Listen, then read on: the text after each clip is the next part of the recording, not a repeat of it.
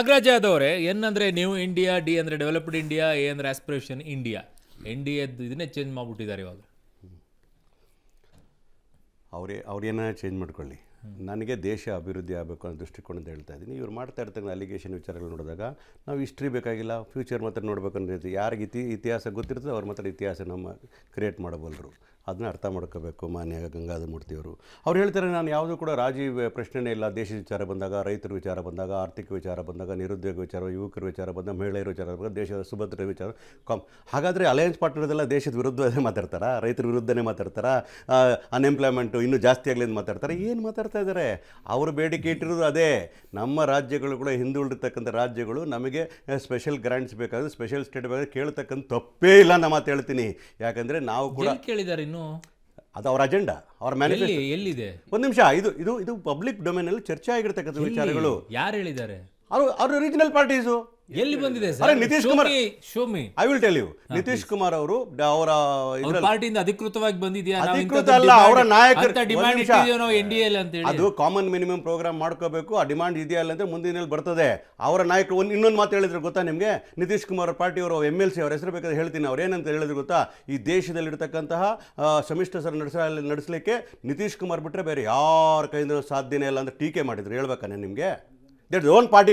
ಅದು ಬೇಕಾದ್ರೆ ಕ್ಲಿಪ್ಪಿಂಗ್ ತಗೊಂಡು ನೋಡಿ. ಯಾರು ಹೇಳಿದ್ದು? ನಿತೀಶ್ ಕುಮಾರ್ MLC. ಯಾರದು? ಅವನ ಹೆಸರು ಎತ್ತದೆ ನೋಡಿ, ಅವನ ಹೆಸರು ನಾನೇ ಹಾಕಿಟ್ಕೊಳ್ಳಿ.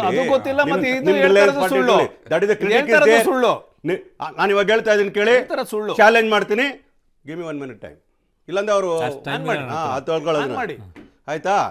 ನಿತೀಶ್ ಕುಮಾರ್ ಅವರ ಪಾರ್ಟಿಯ MLC ಅವರು ಹೇಳ್ತಾರೆ ಈ ಕೋalition ಪಾರ್ಟಿಯನ್ನು ನಡೆಸಲಿಕ್ಕೆ, ಈ ದೇಶವನ್ನು ಉದ್ಧಾರ ಮಾಡಬೇಕಾದ್ರೆ ನಿತೀಶ್ ಕುಮಾರ್ ಅವ್ರ ಕೈಯಲ್ಲಿ ಮಾತ್ರ ಆಗೋದಂದ್ರೆ ನಾನು ನಿಮ್ಗೆ ಕೊಡೋ ಜವಾಬ್ದಾರಿ ನಂದು. ಒಂದು ನಿಮಿಷ, ಇದು ಪಾಯಿಂಟ್ ನಾನು ಕೊಡ್ತೀನಿ. ಡಿಬೇಟ್ ಆಯ್ತು, ದಯವಿಟ್ಟು ನನಗೆ ಬೈಟ್ ಇದ್ರೆ ನಾನು ಕೊಡಿ. I will give you. Okay, that is fine, acceptable, very nice. I will give you then go. ಅದಿಲ್ಲ ಅಂದ್ರೆ ಸಾರಿ ಕೇಳಬೇಕು. ಸಾರಿ ಯಾಕೆ? ಇಲ್ಲ ಅಂದ್ರೆ ಆತ ಸವಾಲನ್ನು ಸ್ವೀಕಾರ ಮಾಡ್ತೀನಿ. ಸಾರಿ ಕೇಳಿ ಸಾಕು.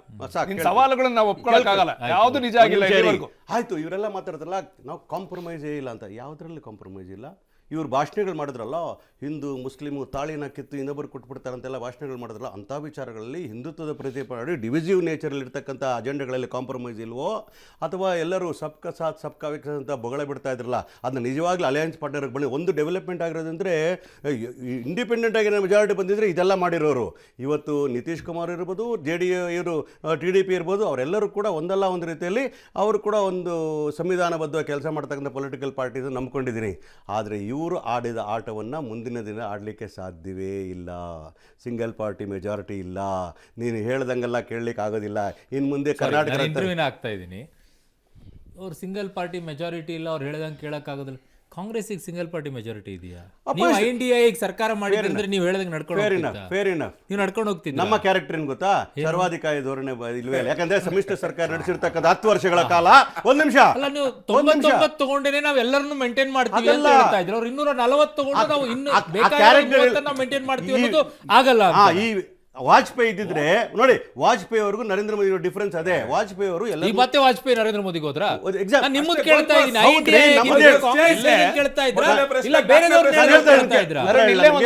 ಮೂರು ಹೆಸರುಗಳ ಪ್ರಸ್ತಾವ ಮಾಡಿ, ರಾಹುಲ್ ಗಾಂಧಿ ಒಂದ್ ಕಡೆ, ನರೇಂದ್ರ ಮೋದಿ ಒಂದ್ ಕಡೆ. ಅವ್ರು ನೋಡಿ 99 ನೀವು ಮಾಡಿದ್ರೆ ಅವ್ರು ಯಾಕೆ ಮಾಡಕ್ಕಾಗಲ್ಲ ಅಂತ ಹೇಳಿದ್ರಲ್ಲ. ಆ ಕ್ಯಾರೆಕ್ಟರ್ ಇರ್ತಕ್ಕಂಥ ನಾಯಕತ್ವ ಇಲ್ಲ ಅಲ್ಲಿ. ನಮ್ಮ ರಾಹುಲ್ ಗಾಂಧಿ ಇರ್ಬೋದು, ಕಾಂಗ್ರೆಸ್ನ DNA ಇರ್ಬೋದು, ಎಲ್ಲರನ್ನು ಒಟ್ಟಿಗೆ ಅವರ ಸರ್ವಾಧಿಕಾರಿ ಧೋರಣೆ ಇರ್ತಕ್ಕಂಥವ್ರು. ಇನ್ನೊಂದು ಲಾಸ್ಟ್ ಹೇಳ್ಬೇಕಂದ್ರೆ ಕಾಂಗ್ರೆಸ್ನ ಕಲ್ಚರ್ ಏನ್ ಗೊತ್ತೇನೋ, ಎಲ್ಲರನ್ನು ಒಟ್ಟಿಗೆ ತಗೊಂಡು ಹೋಗ್ತಕ್ಕಂಥ ಎಲ್ಲರನ್ನು ಪ್ರೀತಿ ಮಾಡ್ತಾ ಇದ್ವಿ. ಹಿಂದೂ ಮುಸ್ಲಿಂ ದೇಶವನ್ನು ಹೊಡಿತಕ್ಕಂಥ ಕೆಲಸ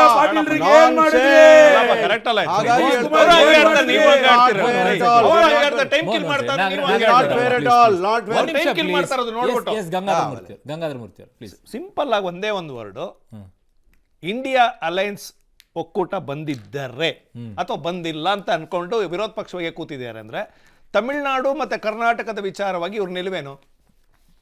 ಕಾವೇರಿ ವಿಚಾರವಾಗಿ, ಮೇಕೆದಾಟು ವಿಚಾರವಾಗಿ ಇವ್ರ ನಿಲುವೇನು? ಸರ್ಕಾರ ಬಂದಿದ್ರೆ ಇವ್ರ ಕಥೆ ಒಂದೇ ನಿಮಿಷ. ಇಲ್ಲಿ ಕರ್ನಾಟಕದಲ್ಲಿ ಕೂತು DK ಶಿವಕುಮಾರ್ ಏನ್ ಸ್ಟೇಟ್ಮೆಂಟ್ ಮಾಡಿದ್ರು ಅಂತನೂ ಗೊತ್ತಿದೆ, ರಾಹುಲ್ ಗಾಂಧಿ ಅಲ್ಲೋಗಿ ಏನ್ ಸ್ಟೇಟ್ಮೆಂಟ್ ಮಾಡಿದ್ರು ಅಂತನೂ ಗೊತ್ತಿದೆ.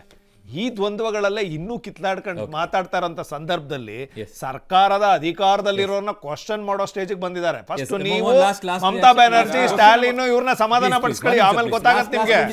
ಈಗ ಡಿವಿಸಿವ್ ಪೊಲಿಟಿಕ್ಸ್ ಬಗ್ಗೆ ಎಲ್ಲ ಮಾತಾಡಿದ್ರು. ಉತ್ತರ ಭಾರತ ದಕ್ಷಿಣ ಭಾರತ ಅಂತ ದೇಶನ ಒಡೆಯೋ ಅಂತ ಹೇಳಿಕೆ ಕೊಟ್ಟಂತ ಡಿ ಕೆ ಸುರೇಶ್ನಾಗ 2,84,000 ಓಟಿಂದ ಇದೇ ಬೆಂಗಳೂರು ಗ್ರಾಮಾಂತರದಲ್ಲಿ ಜನ ಸೋಲ್ಸಿ ಮನೆ ಕಳಿಸಿದ್ದಾರೆ. ಡಿವಿಸಿವ್ ಪೊಲಿಟಿಕ್ಸ್ ಮಾಡಿದವ್ರು ಇವರು. ಅರ್ಥ ಆಯ್ತಲ್ಲ? ಯಾರ್ಯಾರು ದೇಶ ಒಡೆಯೋ ಮಾತಾಡಿದ್ರು ಅವರೆಲ್ಲರನ್ನೂ ಸೋಲ್ಸಿ ಕಾಂಗ್ರೆಸ್ ಪಕ್ಷದ ಮನೆ ಕಳಿಸಿದ್ದಾರೆ. ದೇಶ ಒಡೆಯೋರು